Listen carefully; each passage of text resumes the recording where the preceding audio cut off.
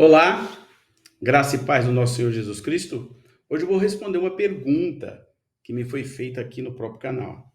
A pessoa perguntou assim: o que acontece depois da morte? Né?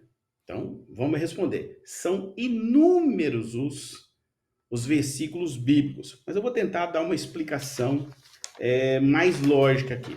Porque a única certeza que nós podemos ter aqui na Terra é da morte. Depois que você nasce, certamente você morrerá. Agora, o que que acontece depois que você morre, né? Então, assim, a maior referência que nós temos é o próprio Jesus Cristo. Ele morreu, desceu à mansão dos mortos e ressuscitou ao terceiro dia. E aí, para não ter dúvida nenhuma, ele andou no meio de várias pessoas, seus discípulos e até outros, durante 40 dias. Depois de 40 dias, ele foi assunto, ou seja, ele ascendeu ao céu e disse, né, aqueles anjos que estavam ali, disse para aquele pessoal, os discípulos e mais pessoas, ó, do mesmo jeito que vocês viram ele subir, ele vai voltar nas nuvens, né? É a crença que nós temos no arrebatamento.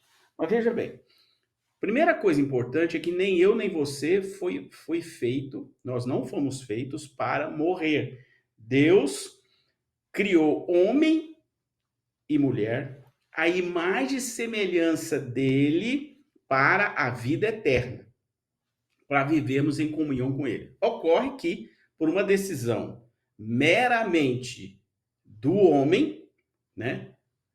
O homem resolveu desobedecer e aí perdemos esse status, né, de vida eterna e fomos condenados à morte física pelo pecado. Bom, mas e aí? O que, que acontece quando um cristão, que foi a pergunta, que acontece quando um cristão morre, ou seja, morre no corpo? Vamos lá.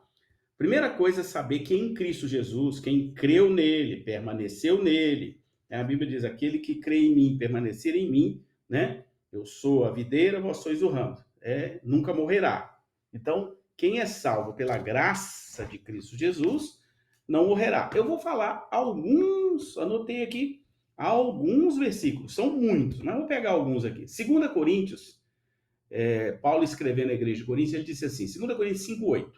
Mas temos confiança e desejamos, antes de deixar este corpo, aí ele está falando do corpo físico, para habitar com o Senhor. Então, quem está salvo pela graça, segundo esse texto bíblico, vai habitar com o Senhor. Estou falando aqui de Paulo, que teve uma experiência metafísica, né, de ir até o terceiro sol e ver coisas inefáveis. Algumas ele falou, outras ele disse que não podia nem falar. Vamos ver outro texto? Filipenses, é o mesmo Paulo escrevendo à igreja de Filipos. Ele disse assim, Filipenses 1, versículo 23 e 24. Mas de ambos os lados estou em aperto, tendo desejo de partir e estar com Cristo, porque isto é ainda muito melhor, mas julgo mais necessário, por amor de vós, ele está falando por amor à igreja de Filipos, ficar na carne, ficar no corpo ainda. Observe, ele já tinha certeza absoluta de que morrendo ele iria estar com Cristo. Vamos pegar um outro texto que está em Apocalipse, escrito por João, capítulo 14, verso 13, vai dizer assim: e ouvi uma voz do céu que me dizia, escreve, bem-aventurados os mortos que desde agora morrem no Senhor. Sim, diz o Espírito, para que descansem dos seus trabalhos e suas obras os seguem. Ou seja, tudo que fizermos aqui nos seguirá. Então, lembra do ladrão da cruz? Jesus falou com ele assim, né? Ele pediu misericórdia a Deus e tal. E aí Jesus fala: hoje mesmo estarás comigo no paraíso. Ou seja, paraíso quer dizer o quê? Um lugar de descanso. Eu estou descrevendo aqui conforme está no livro de Apocalipse. Então, Jesus morreu, o seu corpo foi sepultado, e o que que ele faz? Ele entrega o espírito dele a Deus. Lembra, né? Em tuas mãos entrego o meu espírito. Ele falou isso para Deus, tá? Um outro personagem bíblico muito interessante que também entrega o espírito dele a Deus é Estevão, né? O primeiro grande herói bíblico, né? Depois da ascensão de Jesus, ele foi apedrejado, e aí ele diz lá, né? Jesus, receba o meu espírito, porque ele tinha certeza de que o espírito iria para Deus que o deu. Então, é importante entender. Quando a gente morre, a nossa alma fica consciente neste paraíso, veja bem, nesse lugar de descanso, nesse estágio ainda intermediário, né? Porque Jesus disse que depois vão ser reunidos todos para um evento, né, chamado Grande Trono Branco, onde serão julgados vivos e mortos, né? A alma, então, vive sem o corpo? Vive. Agora, um outro detalhe: o corpo sobrevive sem a alma? Não. Está lá em Gênesis 2:7. Olha só o que diz a Bíblia. E formou o Senhor Deus o homem do pó da terra. Por isso que nós vamos voltar para o pó. E soprou em suas narinas o fôlego da vida, e o homem foi feito alma vivente. Perfeito? Então, nós passamos a ser alma vivente por uma decisão pessoal de Deus, que soprou, né, o fôlego de vida. A Bíblia chama isso de fôlego de vida.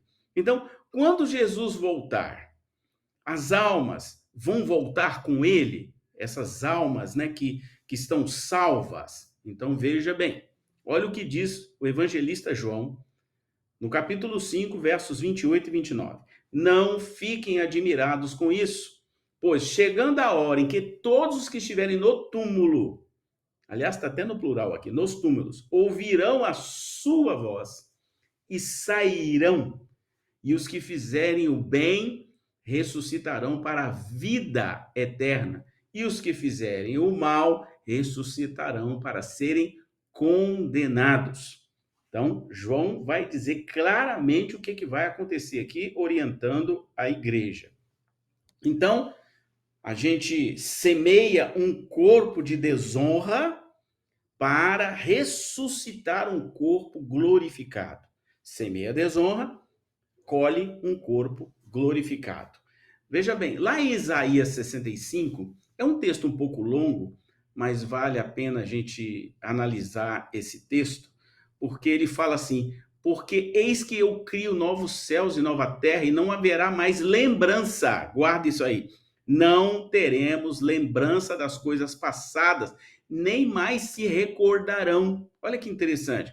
Mas vós folgareis e exultareis perpetuamente no que eu crio, porque eis que crio para Jerusalém uma alegria e para o seu povo gozo. E exultarei em Jerusalém e me alegrarei no meu povo, e nunca mais se ouvirá nela voz de choro, nem voz de clamor.